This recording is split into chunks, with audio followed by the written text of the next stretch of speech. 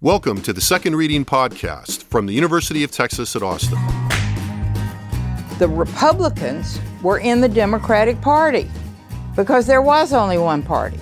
So I tell people on a regular basis, there is still a land of opportunity in America. It's called Texas. The problem is, these departures from the Constitution, they have become the norm. At what point must a female senator raise her hand or her voice to be recognized over the male colleagues in the room?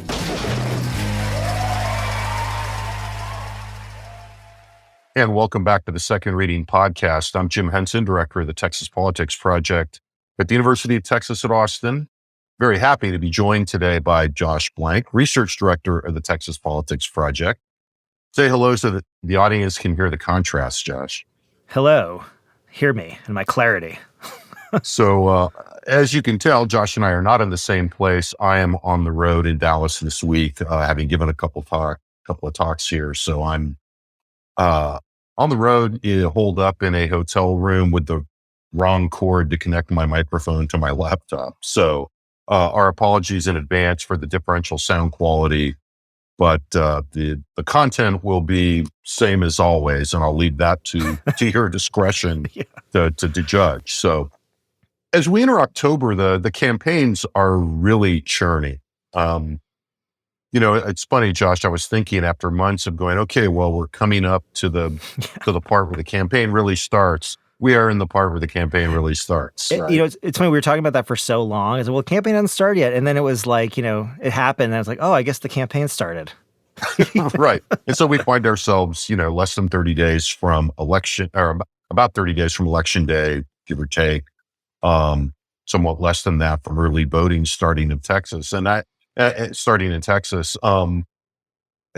you are watching TV or have any exposure to mainstream electronic media of any type, you can't miss the fact that the gubernatorial campaigns, allied organizations are spending a lot of money and a lot of resources on advertising, on outreach to voters, on mobilization. Now, it's been a couple of weeks since we podcasted, Josh, and I think the nearest touch point we need to talk about it, at least briefly, although I think what I think we can do is put a slightly different spin on what's been said about this. And that's the debate that took place last Friday night between Governor Abbott and Beto O'Rourke. It's funny, the aftermath of the debate has had a weird kind of, if a tree falls in the middle of the forest and nobody sees it, feel. I think because the debate didn't seem to yield either big media-ready moments that could be replayed afterwards, including, no big mistakes or gaffes. A lot of people kind of moved on as we record this a little less than a week later.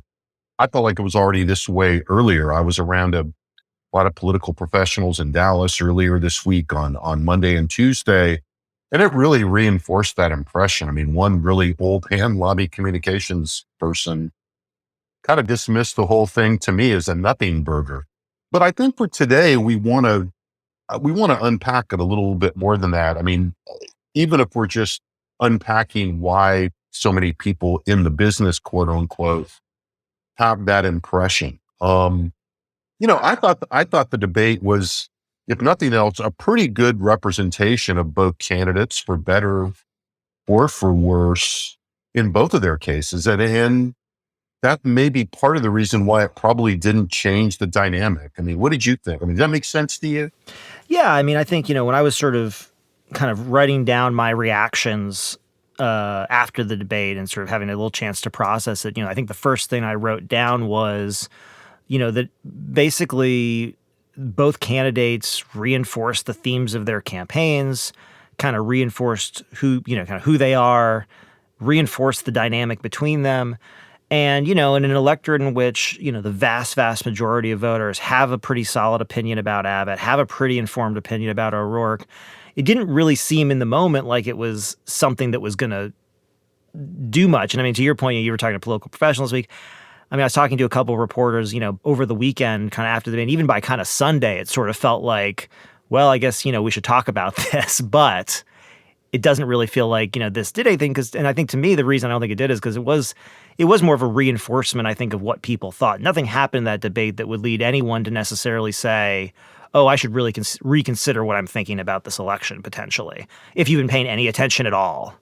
Yeah, I mean, I think along those lines, one of the things that was interesting was just how much continuity there was in the messaging for both candidates. I mean, if you look at Beto O'Rourke, he returned to the message in a lot of ways that launched the campaign in various forms. And, we can talk about what that looked like in different issues, but from 30,000 feet, the core argument was Governor Abbott has been governor for 7+ years. Any problems that are in the state that anybody's talking about are his to own. And any promises to solve them should be viewed in light of the fact that he's already had a while to do it already. Yeah. And if anything, I think that's sort of, is maybe the clarity of that message, is sort of, to me, is sort of the way that you can see the campaign shifting from summer, let's say, spring and summer into fall in some ways. We've been talking a lot, about the idea that, there's no limit. There's not really a limited number of, there's a good number of issues. Let me flip that around. There's a good number of issues that O'Rourke could choose to sort of highlight, his campaign against Abbott, even if it's going to be difficult because of the issue environment that we've been talking about. But, a lot of the value in that is in this sort of more summative argument, which is to say, look, if your issue is abortion, if your issue is guns, if your issue is the border or transportation or housing, ultimately, there's only one party that's been in power throughout most of this, sort of the contentious era around a lot of these issues. And so, it's finally kind of making this summative sort of closing argument saying, you should evaluate Abbott on this. Now, I don't know if that's going to work, and I don't think it probably is at this point, It's but certainly not happening in a vacuum. It's certainly not happening in a vacuum, that's for sure. But I think this is kind of what we've been waiting for, right? Is this sort of final, the summative argument of, add up all the things that you don't like about the state and let me tell you where you should point your finger. And, right. We'll see. I mean, I think that has been the argument that we expected them to be making and that they kind of started with and have come back to with the focus on the grid. But that was certainly, I think, a clearer statement of what has been the theme, if it hasn't been as explicit. Yeah, and it's been interesting to me. I mean, we talked a bit about the grid. We've talked a lot about the grid as an issue since that all happened in February of 2021. And, I think we have a sense that distance and a lack of further failure was likely to help the governor deflect that argument. That's certainly how they happened. They played it in the debate. They said, we have done things, legislature passed laws, everything's held, we have more generating potential now, right, et cetera. But we are seeing, at least, if not the O'Rourke campaign, though they are mentioning it, we're seeing this third party group could have been worse, which of course, is a takeoff on Governor Abbott's unfortunate comments immediately after the Uvalde shooting. They have a PAC, an ad out by the super PAC, and nobody's clear yet, to my knowledge, on who is actually paying for all this. It's a group that's registered in Delaware, where you can't. It's hard to find out the information because of the corporate registration rules, et cetera. There, but they've been broadcasting an ad with a pretty good ad buy that is focused on the grid, pretty hard hitting, and punches both at Abbott and at the lieutenant governor and the attorney general. But again, I mean, I want to come back to what you think about that as mobilization versus persuasion. Right. But I think we also have to, sort of, before we move on to the basic dynamic of the debate, it's not as if Abbott didn't have a response. And I thought that, the tone of a lot of their responses was interesting too. Had a couple of dimensions, but certainly in the first 15, 20 minutes of the debate and sporadically throughout, the strategy was clearly to hit hard on O'Rourke's existing negatives. Right. Those attacks were both political in terms of trying to portray O'Rourke as out of the mainstream, something O'Rourke was also doing with Abbott, a sign of polarization, if nothing else. But it was also personal. I mean, there was repeatedly, saying that O'Rourke was a liar. And I think early on in just the first few minutes reminding voters that he had lost in 2018 and 2020, kind of a Trump light attack in the sense of basically saying, look, this guy's a loser. And so that dynamic was out there, and I think was used by the governor a lot to counterpunch and kind of step around some of the critiques that we're saying have been the major theme of the O'Rourke campaign. Yeah, I mean, I think I said this to you earlier, and one of when sort of hot take land after the debate, there was sort of this question of what stood out to you, and the thing that sort of stood out to me on this dimension the most, I mean, some of the attacks were personal, calling him a flip flop or a liar, and the extremist sort of painting we've been talking about for a long time, and that was to be expected. I was a little surprised by on this front was the extent to which and I think it fit in over Abbott's overall strategy, but to really kind of go to the well. And sort of go back to sort of some classic kind of attacks on Democrats generally. Basically the idea being the exemplar of this would be that saying that O'Rourke supports abortion basically up to the moment of conception kind of on thing. demand. I think on is demand, the term of art. Yeah. Right, and exactly that's not a new term. This has been around a while. It's not even necessarily particularly related to O'Rourke's candidacy, or much of anything else. But it also spoke to me to the extent that you kind of look at Abbott's attacks here. And, what strikes me as a takeaway is you could see the candidate looking at this as sort of, for everything else going on here, kind of a traditional Democrat versus Republican race in a state that has been majority Republican in an election cycle that favors the Republican Party. And so, I mean, even though there were some personal attacks and there was, a little bit that I think they got in, and to your point, purposefully in the first 15 minutes while people were still tuned in who were watching, But also, I mean, so much of it was so generic that I think you could see in that a certain strategy, which was, we're leading in the polls by 7 to 9 points or 5 to 9 or whatever. We're comfortable. We're not too comfortable. But ultimately, if we ride the national sentiment and the state fundamentals, we should be okay here if O'Rourke is basically just a Democrat. He doesn't even have to be, quote unquote, worse than your average Democrat. He just has to be a Democrat. And to that point, I think one of the things that was interesting, and this was in some of the coverage, and again, this is the kind of thing that, is more for the wonks, I guess, than it is, in terms of making good excerpts from good sound bites, was the degree to which, offered the chance to play slightly to the middle on some of these issues that O'Rourke is trying to mobilize Democrats on, particularly on abortion and on guns. He declined to give an inch, which I thought was interesting. I'm not saying it's super surprising, but he took no opportunity and to create any kind of oxygen between the positions in play right now on abortion and guns, predominantly among Republican elites and policymakers. And I guess the theory of the case here is that they think it does more harm than good to have stories about him shifting positions, even though people have made some hay about the degree to which some of these positions are out of step with even Republican majorities. Yeah, I mean, I guess I would frame it just ever so slightly differently, although maybe it's the same. We'll see. I mean, I think what surprised me, you mentioned earlier in this discussion about the fact that, in the one, Abbott really, he didn't need to be on the offensive in this debate. Ultimately, he needed to get out of the debate, in a brisk hour and have there not be a lot of news. And as we said, he kind of succeeded, but he succeeded on two fronts. One was the one you already mentioned. He didn't, there were no gaffes, there were no moments that, were viral that took, the audience beyond the debate. But the other one I think that was also really important given the nature of, the way the Republican primary was this year, the nature of some of the policies that the legislature pursued last year and the negative reactions among the public, is that Abbott did a pretty deft job of, coming to some of those issues without creating any sort of friction for himself, either with, the far right of his party on the one hand, especially, who he was courting, especially during the primary season, but he didn't really say anything that really put him necessarily at odds with some of the more moderate Republicans that would necessarily lead them to think, oh, maybe I should take a second look. And I think that was a pretty good success on this point. I think you're right. I mean, there's no reason for him to shift position because it probably does create a lot more harm than good for him. But he also didn't really even double down either. If anything, I think for the most part, you could say that, some people have said he's doubled down by, implicitly, is one argument you could make. And people have made it. I think Harvey made that Harvey Kronberg made that argument. There's sort of an implicit In Quorum endorsement of these Report, yeah, policies in he Quorum did. Report.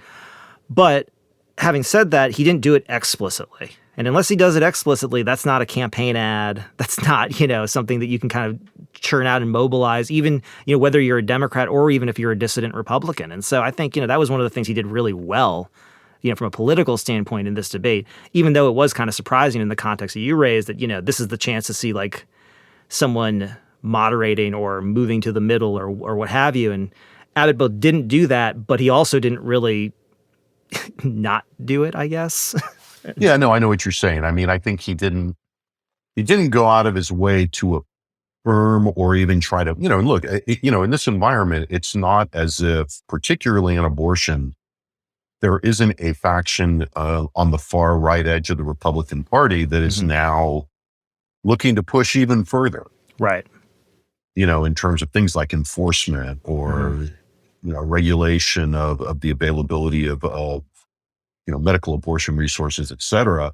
And he didn't go in that direction either. And look, I mean, I think he did have the recent example, and it's not, something that most voters are going to notice, but it is the kind of thing that reporters notice. Right. And so, in the example I'm thinking of was a couple weeks ago at the Tribune Festival, both, Dave Phelan in an interview with Evan Smith left the slightest amount of light open, not for himself, but certainly for, the body, to perhaps possibly revisit the issue of exceptions on abortion for rape and incest. That he didn't say they were going to do it, but just even mentioning it as a possibility opened up, a bunch of criticism from familiar quarters that wound up getting some press coverage. Senator Robert Nichols kind of received some of that incoming as well, not as much as Dave Phelan did. But I mean, I suspect they're very aware of that, and that, it's not something they need right now. And I think it does speak, I mentioned the mobilization persuasion.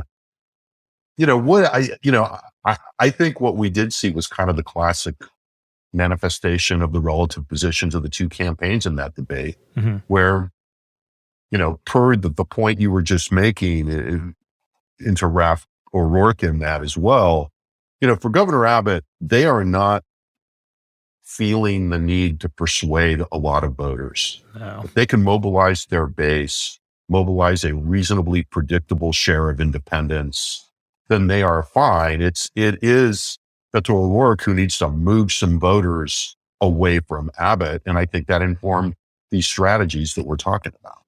Yeah, I think that makes a lot of sense.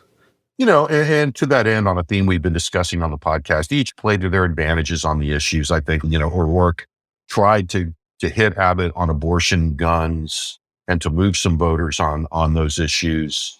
And then the grid, of course. Abbott hit O'Rourke hard on immigration, border security, tried to paint him as an extremist on guns based on, the now infamous 2020 Beto O'Rourke quote on AR-15s and AK-47s, basically automatic weapons. And mentioned, of course, Joe Biden in association with O'Rourke many, many, many times. Right. And I think all of that, it is also what made it seem fairly predictable to people.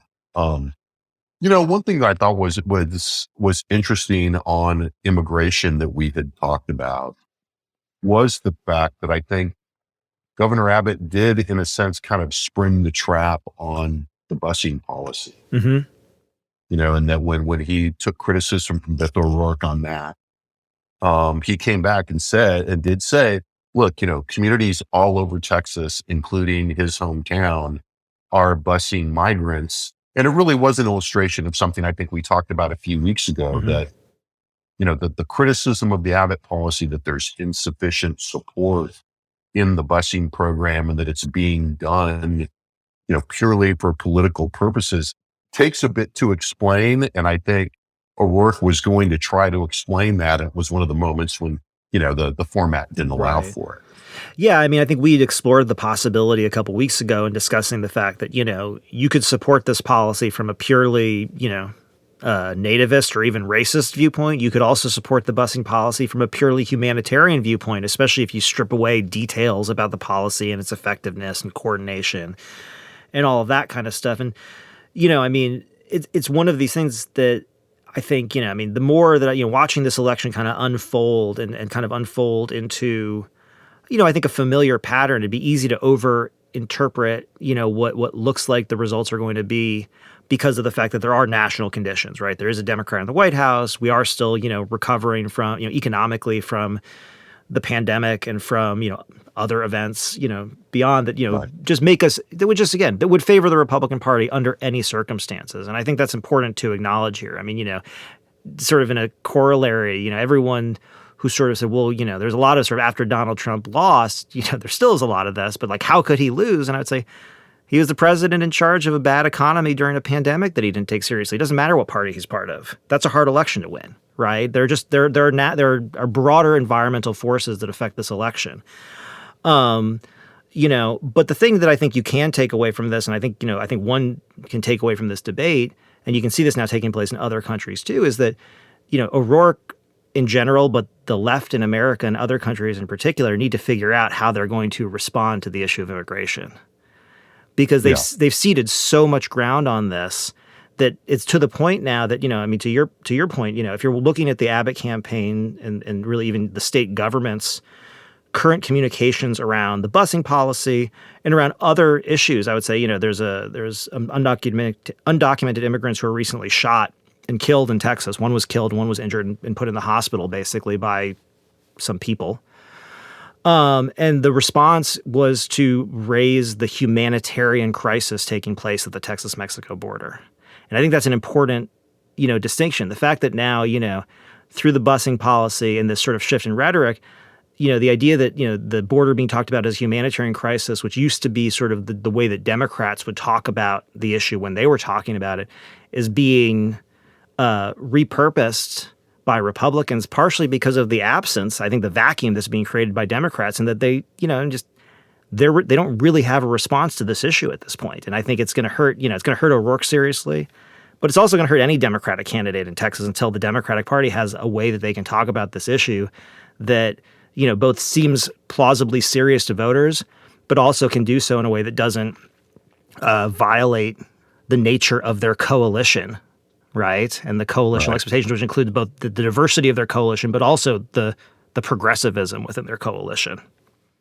Yeah. I mean, I think in some senses, and this is not to, I want to phrase this a little bit carefully, but I mean, the intractability of this issue has played to the advantage of Republicans because you get to emphasize the problem, and particularly when you're not in the White House. And that was part of the political value of, whatever we think of this, and however, frankly absurd it was at various times. That's where the political value of Trump's wall argument and the way that the wall became a trope for doing something about an intractable problem, whether it, made sense or not, it filled that gap when Republicans had a Republican in the White House.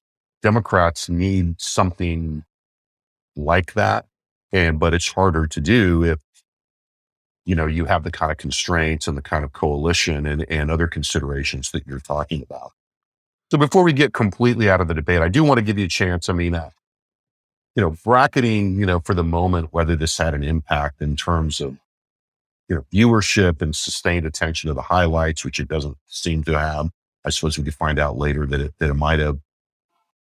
Did we learn anything new about these pretty well-known candidates? I mean, had everybody seen the debate, would they have learned something new?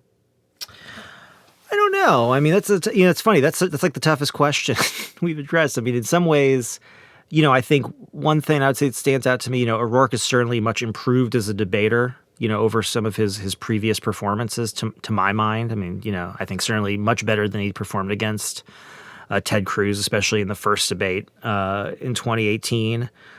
But, to me, I think I think we've kind of covered this ground. I mean, I don't think I necessarily learned something new about the candidates. I think, what we saw is a reinforcement of, kind of how we think they're viewing this campaign. I mean, obviously, O'Rourke still is trying to figure out a way to shift voters, either orientation towards the election or to shift their views of Abbott, pretty dramatically. And in a way that mobilizes, again, his low propensity voters. And I think that's all pretty consistently there. for Abbott again, having watched him kind of, become governor and operate through this, it's interesting that, without a doubt, this is certainly, one of the toughest races he has faced in terms of, facing a good candidate with a lot of resources. But also, this election is seeming to settle into a pretty traditional pattern. Yeah. In other words, not really.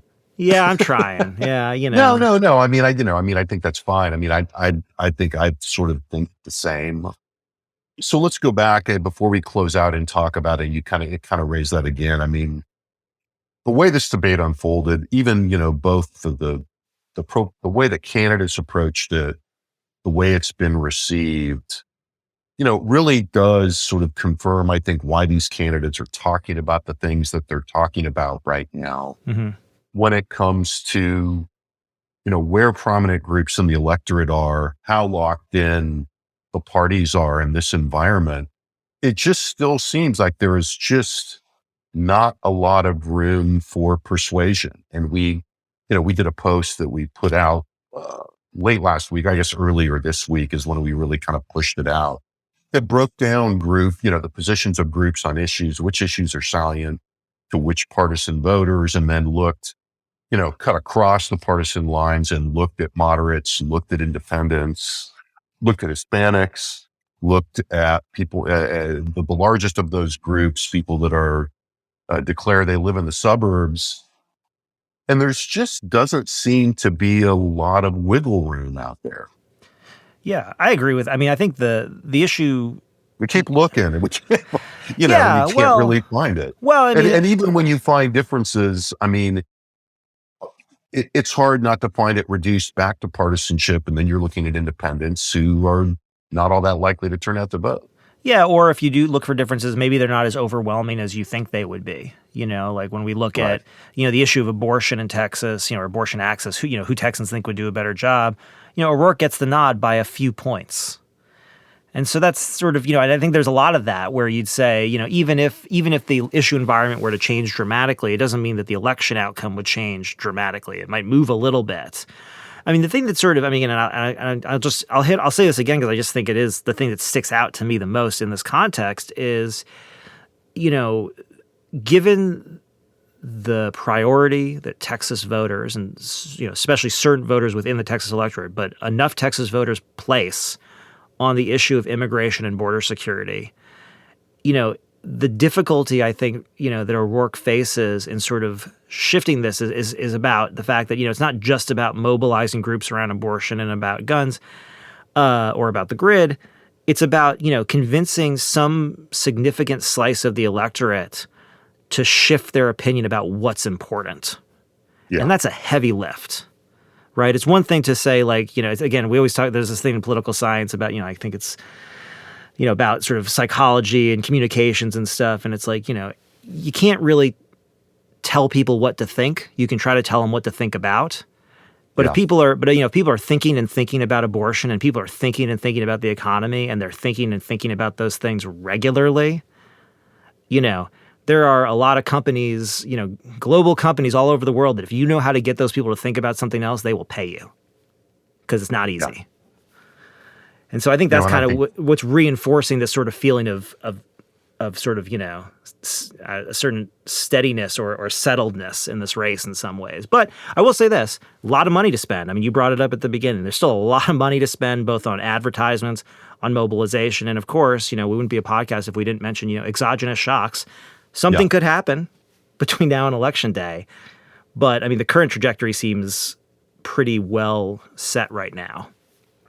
Yeah. And the factors that we've talked about all along, it's funny in thinking about this for one of the talks I was giving this week, it's interesting to look at, we've talked a bit, about issue ownership in the last few months as, the clearly different emphases of the two campaigns has emerged and persisted, as we made the point today. The way that that issue ownership is now manifesting in a very partisan environment is very interesting along the lines you're talking about. Mm-hmm. And that really issue ownership is becoming not just about the classic notion of trying to, get people to think about something else in order maybe move their votes or affect their voting behavior. But now there's a real, what we're seeing is it's folded into mobilization strategy in a very polarized environment. Mm-hmm. And it kind of changes the way I think that we've thought about that in the past. Any other final thoughts on this, Josh? On the debate, the issue environment, all of it? Yeah. We haven't talked on the podcast in a couple of weeks. Other than, where we are. I think, we took a week off for the podcast because I used the last week's podcast with the reporters that I did the Trip Best panel for. And Right. Thanks to them again, because I thought it was I had a really great time at the panel. It's amazing to me how set the dynamic is right now, seemingly, pending the things you've said, as we say, a big shift. And if there's a shift out there in the dynamic right now, I think it's not, if there's anything that seems to be looming right now, it may well be gas prices creeping back up again. Well, right. And that's going to reinforce, if not exacerbate, I think some of these patterns that we're talking about. Yeah, right? Certainly going to reinforce Republican advantage in Texas. Right. That is, gas prices going up is something that I think the Abbott campaign will be more than happy to talk about. Not that they're happy for people's misery, but in strict political terms, it's a pretty good break for them. As long as that misery is plausibly somebody else's fault, it's fine. Yeah, and right now we know who is going to get the blame for that. And look, there's a lot of policy discussion going on today, and we'll end on this since it takes us into the realm about how the Biden administration has handled the relationship with the Saudis. And I would point people back maybe several months ago. We did a podcast with Bob Vitalis, who knows as much about the U.S.-Saudi relationship as any scholar, and I would point y'all back to that if you want to look at that again in his book, Oilcraft. So with that, thanks to Josh, thanks to our audio team for managing my on-location, under-equipped, poorly supplied on my part, dialing in for the podcast today. You can find all the data, of course, that we've referenced today, much, much more at the Texas Politics Project website. Thanks again, Josh. Thanks to you for listening, and we'll be back soon with another Second Reading podcast.